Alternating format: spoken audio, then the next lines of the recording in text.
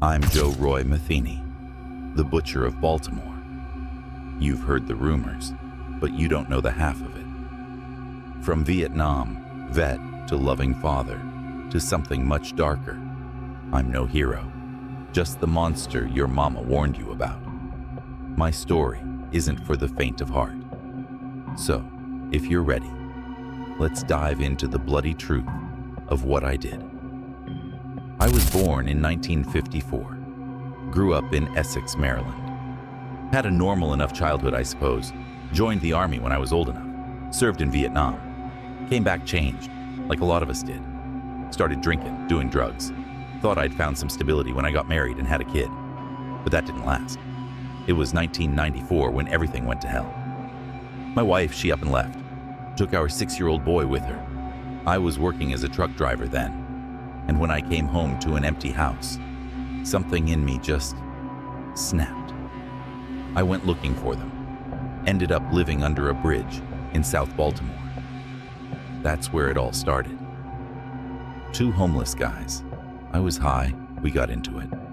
And next thing I knew, they were dead. Buried them right there by the bridge. That should have been the end of it. But it was just the beginning.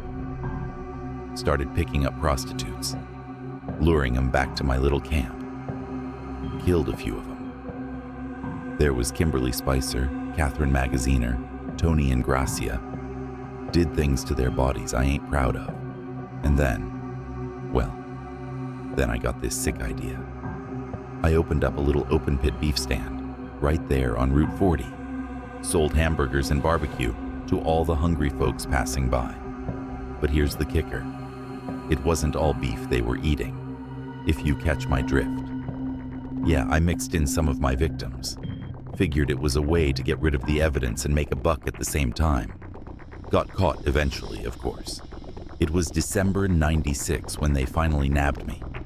I confessed to everything. The murders, the cannibalism, the burger stand. Even claimed I'd killed more people than they knew about. Said the body count was somewhere between 10 and 13. During the trial, I tried to play it up, make myself out to be this big bad monster. Wanted the death penalty, figured I deserved it. But the system had other ideas. Got life without parole instead. Looking back now, I know I'm sick. What I did, there's no excuse for it. I've had a lot of time to think in here, and I know I can't ever make up for what I've done. All those lives I took, all that pain I caused. It eats at me, you know? I think about my son sometimes, wonder what became of him. Hope he never learned what his old man turned into. As for me, I'm just waiting to die in this cell. It's what I deserve.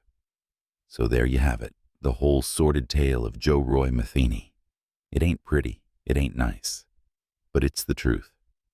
Maybe somebody out there can learn from my mistakes. I don't know.